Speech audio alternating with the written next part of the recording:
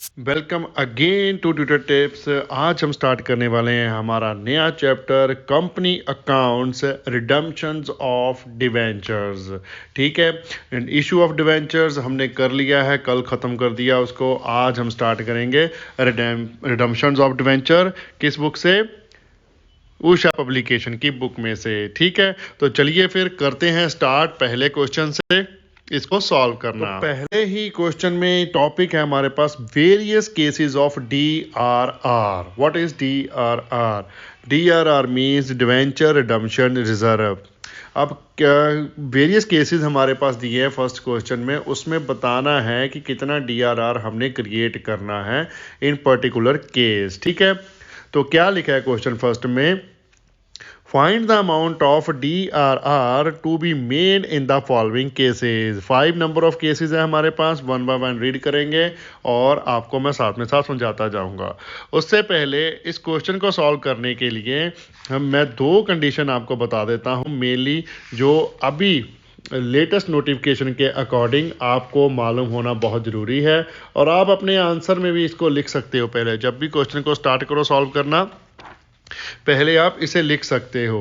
क्या नोटिफिकेशन लिखनी है हमने? MCA नोटिफिकेशन 16 अगस्त 2019 रूल 18 सब रूल 7। ठीक है, 18 ब्रैकेट्स में लिख दीजिए 7। ओके, तो इस रूल के अकॉर्डिंग आपको मेनली 2 कंडीशन दी हैं। वैसे तो सारी डिस्क्रिप्शन है उसमें, लेकिन मैं आपको इन शॉर्ट बताता हूं।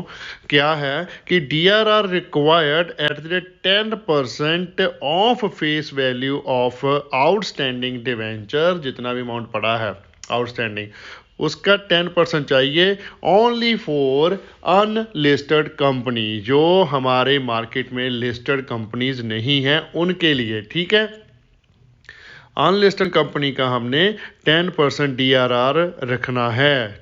ओके, फेस वैल्यू का, आउटस्टैंडिंग अमाउंट जितना भी है उसका। और जो लिस्टेड कंपनी है उनकी कोई रिक्वायर्ड नहीं है। तो आप सिंपली दूसरा पॉइंट लिख लीजिए, no DRR required for any other type of company.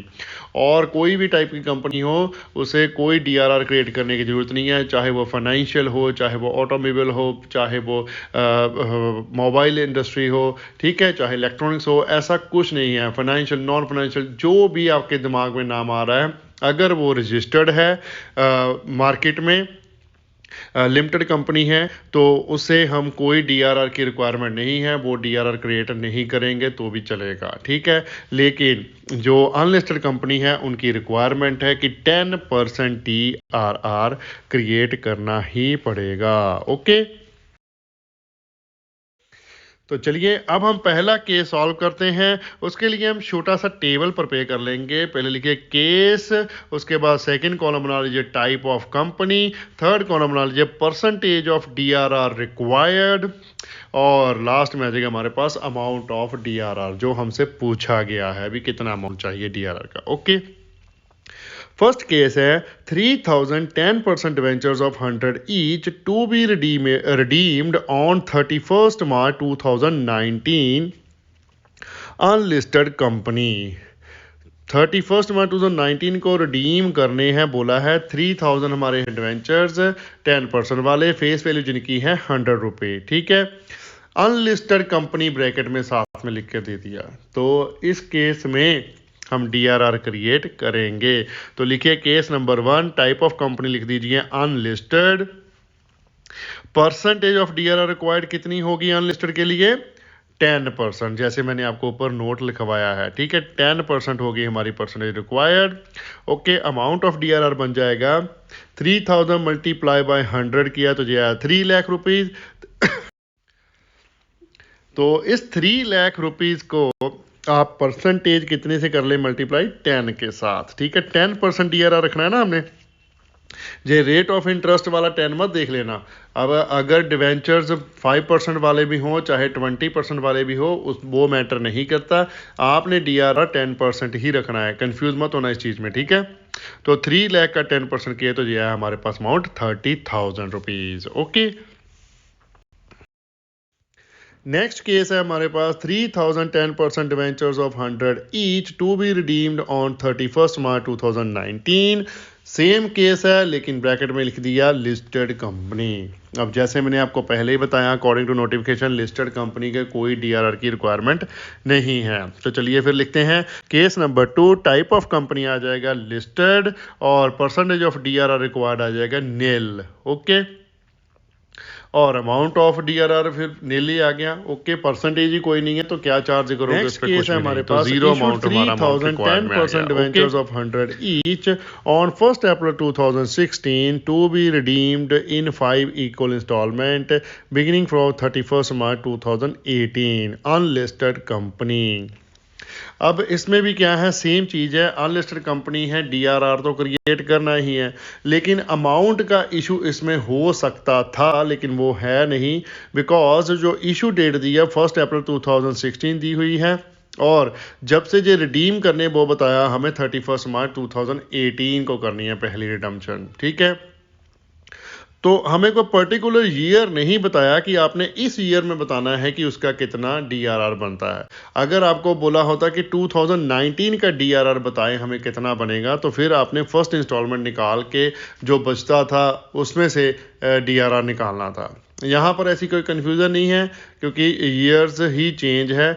आपने तो करंट ईयर का करना है तो वो है 16। ठीक है, जो भी जिस भी डेट को इशू हुआ है हमने तो वो ही करना है। ओके, तो सिंपली इसमें भी फुल डीआरआर अनलिस्टेड कंपनी है, परसेंटेज रिक्वायर्ड कितनी हो जाएगी 10%। ठीक है, तो लिख दीजिए, तो लिखिए केस नंबर 3 अनलिस्टेड कंपनी आ जाएगी और परसेंटेज हमारी रिक्वायर्ड आएगी 10%। अमाउंट आ जाएगा 3 लाख का 10% कर दीजिए तो ये आ गया 30,000 रुपीज़। ओके, जैसे सेम फर्स्ट केस वाला है। ओके, नेक्स्ट केस है issued 3,000 10% debentures of 100 each on 1 April 2016 to be redeemed in 5 equal installment beginning from 31 March 2018 listed company. सारा का सारा केस सेम है, जस्ट लिख दिया लिस्टेड कंपनी। तो लिस्टेड कंपनी को हमने डीआरआर क्रिएट करना नहीं, रिक्वायर्ड नहीं है उनको। ठीक है, तो चलिए फिर चलते हैं। लिखिए case number 4, types of company listed आ गई,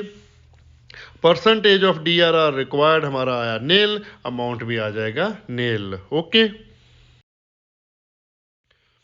लास्ट है हमारे पास 3,000 10% fully convertible debentures of 100 each issued on 1 April 2016 redeemable bye conversion after 5 year.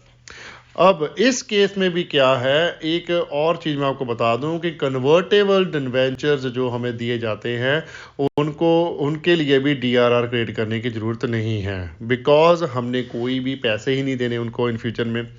Debentures को कन्वर्ट कर देना है इक्विटी या फिर प्रेफरेंस शेयर में, जो भी कन्वर्जन की उनकी टाइप है, जो भी उन्होंने डिसाइड किया है at a time of issue of debenture. ठीक है, मोस्टली जो इक्विटी में कन्वर्ट होते हैं, तो इक्विटी में अगर हम डिवेंचर को कन्वर्ट कर रहे हैं, हमने कोई पेमेंट थोड़ी ना करनी है इन फ्यूचर में, तो रिजर्व तो हम तभी क्रिएट करते हैं ना फ्यूचर में कि हमें जो पैसे हैं पे करने हैं उसके लिए हमारे पास फंड अवेलेबल रहे। ठीक है, वो फंड के लिए हम थोड़ा रखते हैं पैसे बचाकर, उसे बोलते हैं रिजर्व्स। ओके, तो इसके तो होना ही कन्वर्जन है, कोई पैसा हमने देना नहीं है, तो कोई रिक्वायर्ड नहीं है कन्वर्जन के केस में रिजर्व रखना। ओके, तो लिखिए case number 5, type of company लिख दीजिए, टाइप ऑफ डिवेंचर बन जाएंगे वैसे जे कन्वर्टेबल। ठीक है, ये कन्वर्टेबल आ गए। परसेंटेज ऑफ डीआर रिक्वायर्ड आप सिंपल लिख दिए DR R not required to create in case of conversion. Conversion के केस में कोई रिक्वायरमेंट नहीं है, तो अमाउंट ऑफ डीआरआर आ जाएगा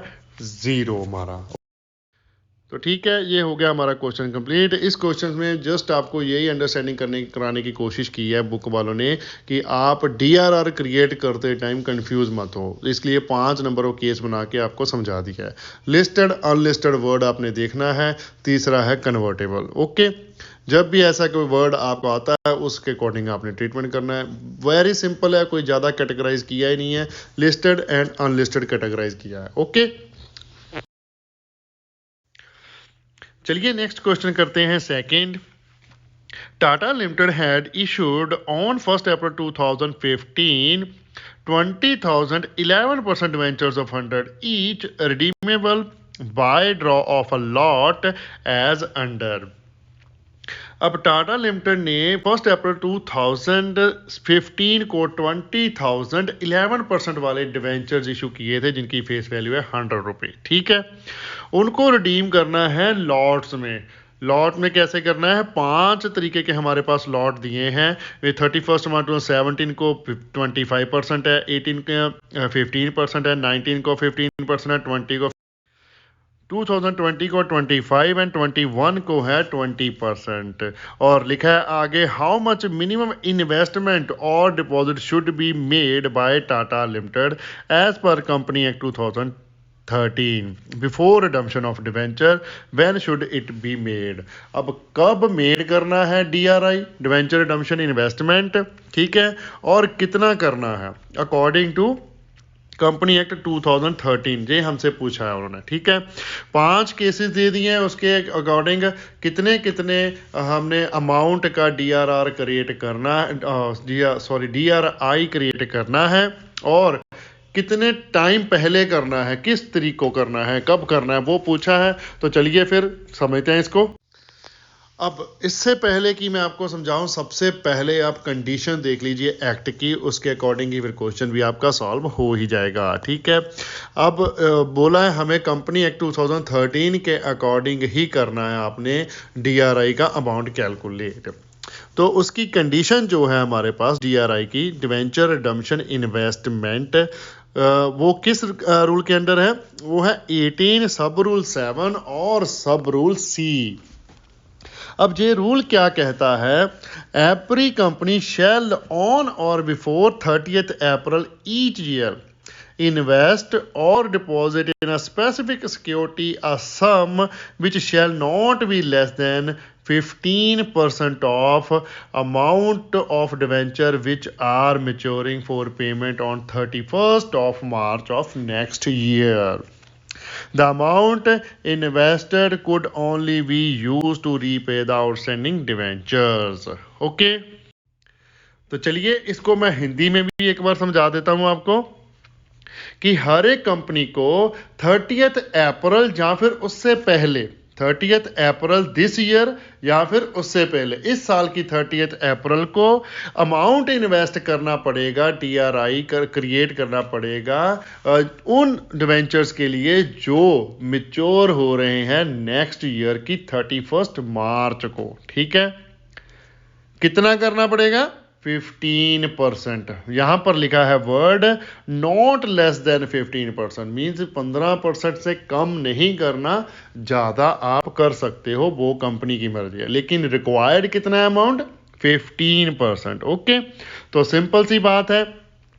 मैं प्रेजेंट की बात करता हूं, क्वेश्चन को बाद में देख लेते हैं। जैसे कि आज हमारा चल रहा है 24, ठीक है, 2024 ईयर चल रहा है ना। अब हमारी कंपनी के 31 मार्च 2025 को 1 लाख के डिवेंचर मैच्योर हो रहे हैं, 1 लाख रुपीस के डिवेंचर हो रहे हैं मैच्योर। तो मैं क्या करूंगा, अब जा तो मैं आज भी कर सकता हूं, ऑन और बिफोर लिखा हुआ है, आज भी अमाउंट डिपॉजिट करवा सकता हूं, या फिर अप्रैल में जाके 30th अप्रैल को तो करवाना ही पड़ेगा।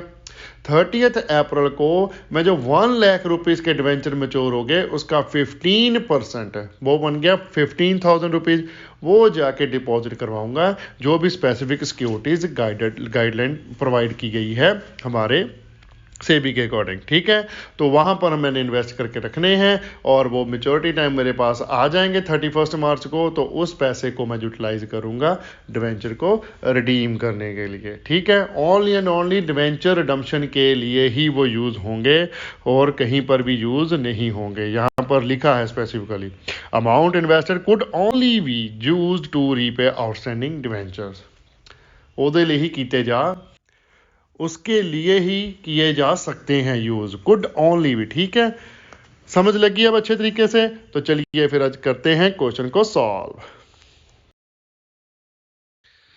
तो चलिए करते हैं सॉल्व, इसको भी टेबल फॉर्मेट में भी सॉल्व कर लेंगे। तो टेबल बना लीजिए, सबसे पहले लिख लीजिए लॉट नंबर का कॉलम, दूसरा कॉलम आ जाएगा डेट ऑफ रिडम्पशन का, कब हम रिडीम कर रहे हैं, फिर आ जाएगा अमाउंट ऑफ डिवेंचर रिडीमेबल, जितने की डिवेंचर रिडीमेबल है उनका क्या अमाउंट बनता है। ठीक है, उसको कैसे कैलकुलेट करेंगे, number of debenture multiply by face value, ठीक है।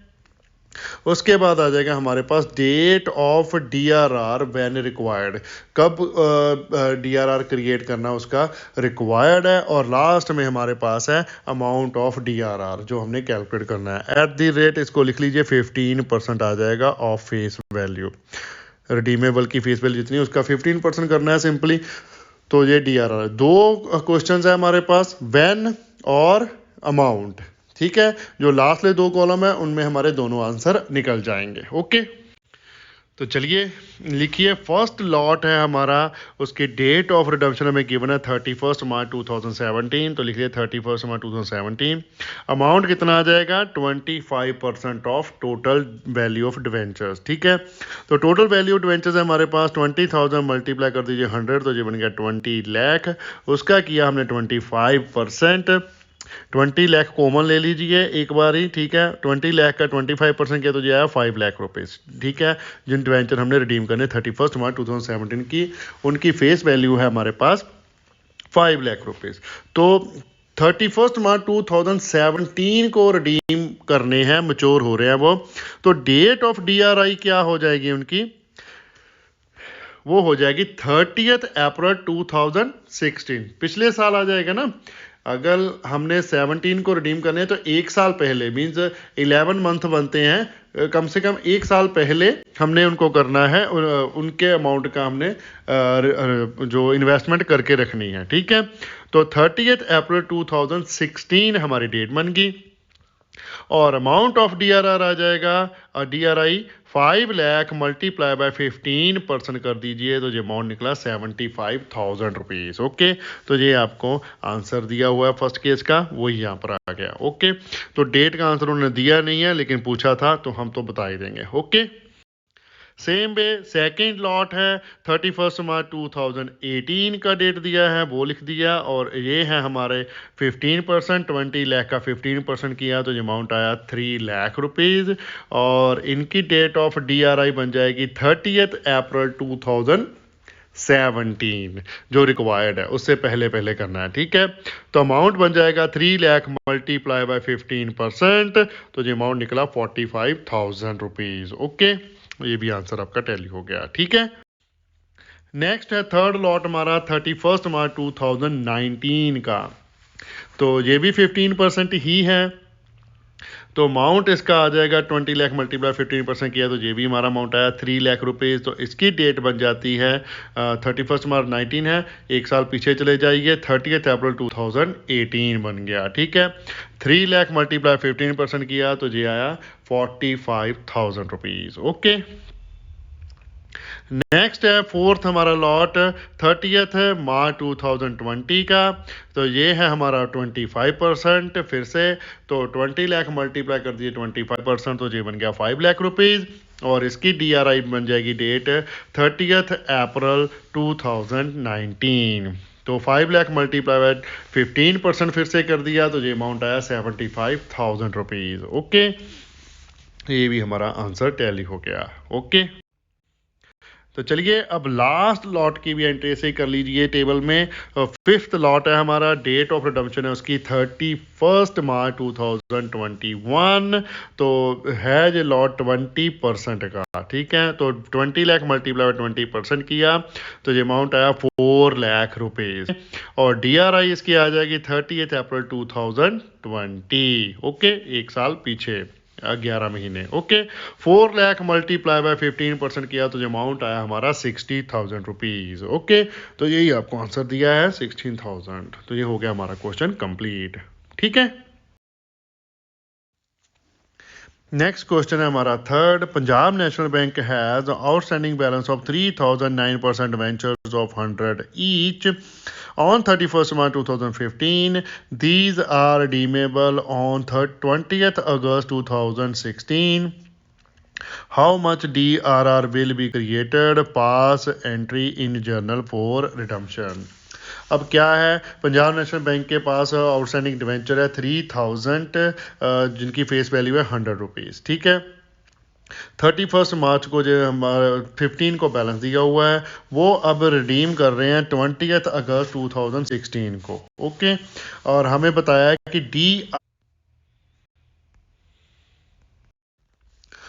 और हमसे पूछा है कि डीआरआर कितना क्रिएट करना है और जर्नल एंट्री डालने को बोला है रिडम्पशन की। तो चलिए फिर करते हैं सॉल्व इसको।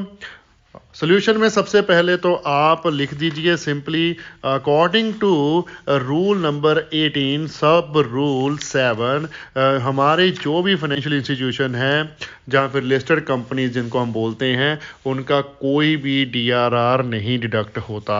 ठीक है, deduct in the sense reserve में नहीं किया जाता। ओके, तो आप नोट लिख सकते हैं, मैं वर्डिंग बोल देता हूँ वैसे ही नोट लिख लीजिए। Bank are exempted to create debenture redemption reserve under Rule 17,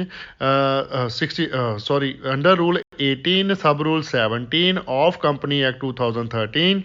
Hence, in this case, Punjab National Bank will not be created any DRR. Okay. अब डीआरआर का पूछा था वो हमारा नहीं क्रिएट होगा, वो ख़त्म हो गया। अब उसके बाद जर्नल रिडम्पशन की डालने को बोला है, वो हम डाल देते हैं। तो जर्नल का फॉर्मेट ड्रॉ कर लीजिए, date, particular, ledger folio, debit and credit हमारे बन जाएंगे 5 कॉलम। सबसे पहले हम कर देंगे डिवेंचर होल्डर को फंड ड्यू, फिर उनको पेमेंट कर देंगे। तो जर्नल एंट्री बन जाएगी पहली हमारी 9% debenture account debit to debenture holder account. ठीक है, तो ये अमाउंट हमारा कितना बन गया 3000 मल्टीप्लाई बाय 100 करके 3 लाख नरेशन आ जाएगी being amount due to debenture holders. Okay, और नेक्स्ट जर्नल एंट्री बन जाएगी, उसमें हम कर देंगे payment debenture holder account debit to bank account 3 lakh हो जाएगा हमारा बीइंग पेमेंट मेड। ओके, तो ये हमारा क्या हो गया, क्वेश्चन सॉल्व। नेक्स्ट क्वेश्चन है हमारा 4th, ICICI issued 5,000 10% ventures of 100 each on 1st April 2019. How much amount of DRR is required before the redemption of debenture? Record redemption entry in journal. Okay. तो ये भी simple सा ही question है। पहले हमने PNB के किए थे, अब आईसीआईसी हो गया हमारे पास बैंक। ठीक है, तो कंडीशन तो सेम ही रहेगी। फाइनेंशियल इंस्टीट्यूशन है हमारा आईसीआईसी, तो लिस्टेड कंपनी है, फाइनेंशियल इंस्टीट्यूशन बनता है, तो इसको हम ये जो भी रिडम्पशन रिजर्व है इनका क्या हो जाएगा, नील ही होगा। ओके, तो सिंपली इसका भी नोट लिखते हैं सोल्यूशन स्टार्ट करते टाइम। पहले financial institution like ICICI are exempted for creating debenture redemption reserve under Rule 18 and Sub Rule 7 of Company Act 2013. Okay. तो hence in case of ICIC we will not create any DRR. Okay, तो DRR create नहीं होगा। Redemption की हम journal entry डाल लेंगे। तो journal का फॉर्मेट ड्रॉ कर लीजिए, date, particular, ledger folio, debit and credit, और जर्नल एंट्री आ जाएगी हमारी। तो लिखिए journal entry 10% debentures account debit to debentures holder account. Amount आ जाएगा हमारा 5000 हमारे डिवेंचर्स हैं, 100 उनकी फेस वैल्यू है, तो 5000 मल्टीप्लाई में 100 किया तो जो अमाउंट आया 5 लाख। डेबिट में भी लिख दीजिए 5 लाख, क्रेडिट में भी लिख दीजिए 5 लाख रुपीज़। ओके, और नरेशन आ जाएगी being debentures due on redemptions. Okay, और अब हम इसकी पेमेंट की एंट्री डाल देंगे, वो भी हमारी सिंपली आ जाएगी। क्या, debenture holder account debit to bank account 5 lakh amount आ जाएगा पूरे का पूरा, और रिलेशन आ जाएगी being payment made to debenture holders. Okay, तो ये हो गया हमारा क्वेश्चन, ये भी सॉल्व। ठीक है, नेक्स्ट क्वेश्चन 5th है हमारा, UTI has 10 lakh rupees 95 debentures of 100 each due for redemptions pass journal entry. अब ये क्वेश्चन में गलती है, 95 डल गया, जैसे शिफ्ट प्रेस करके परसेंटेज आती है ना, शिफ्ट प्रेस 5 करते हो तो परसेंटेज आती है टाइपिंग टाइप, तो वो शिफ्ट आई थिंक उनसे प्रेस नहीं हुआ होगा, तो टाइपिंग एरर है इसमें। ये 9% डिवेंचर्स होंगे। ठीक है, 95 डिवेंचर कोई बनता नहीं, बात नहीं बनती। ठीक है, तो अब इसमें जस्ट और कुछ नहीं है, जो 10 लाख रुपीज़ दिए हुए हैं, नंबर ऑफ डिवेंचर्स नहीं है, पहले डिवेंचर्स दिए होते थे। जर्नल एंट्री डालने को बोला है, डीआरआर तो इसका क्रिएट होना ही नहीं है, बिकॉज ये भी यूटीआई है हमारा, तो यूटीआई भी फाइनेंशियल इंस्टीट्यूशन होता है हमारा, तो इसका भी डीआरआर क्रिएट नहीं होता। सेम नोट इसका भी लिख दीजिए। UTI is a financial institution, therefore it will not create DRR for redemptions of debenture under Rule 18 Sub Rule 7. Okay. तो चलिए फिर फटाफट से रिडम्पशन की जर्नल एंट्री डाल देते हैं। जर्नल का फॉर्मेट ड्रॉ कर लीजिए। Date, particular, ledger, folio, debit and credit 5 हमारे कॉलम बन जाएंगे। जर्नल एंट्री वही सिंपल हमारी 9% debenture account debit to debenture holder account. Payment due कर दी हमने। अमाउंट हमें गिवन है डिवेंचर का 10 लाख है, तो डेबिट में भी 10 लाख लिख दीजिए, क्रेडिट में भी लिख दीजिए 10 लाख रुपीज। ओके। नरेशन आ जाएगी इसकी being amount due to debenture holders, ठीक है। और सेकंड जर्नल एंट्री डाल लेंगे हम, उसमें कर देंगे इसकी पेमेंट, तो वो बन जाएगी debentures holder account debit to bank account. Amount आ जाएगा 10 लाख, 10 लाख। नरेशन आ जाएगी being payment made to debenture holders, ठीक है। तो ये भी हमारा हो गया क्वेश्चन कंप्लीट। बाकी मिलते हैं फिर कल, बाकी क्वेश्चन कल करेंगे, ठीक है। टॉपिक का एंड हम करते हैं यहाँ पर। अगर कोई भी कंफ्यूजन है तो प्लीज कमेंट कीजिए, हम कमेंट में आपका रिप्लाई करेंगे। जितना जल्दी हो सके उतनी रिप्लाई करने की कोशिश करेंगे। वीडियो को लाइक करना मत भूलिएगा, कमेंट कीजिए और शेयर करें अपने फ्रेंड्स एंड रिलेटिव के साथ जितना ज्यादा हो सकता है। चैनल को सब्सक्राइब करना मत भूलिएगा, बेल आइकन को प्रेस करें ताकि आपको लेटेस्ट वीडियो की नोटिफिकेशन मिल सके। Thanks for watching, bye bye, good morning, good afternoon, good evening, good night. जब भी आप वीडियो को देख रहे हो, सत श्री अकाल।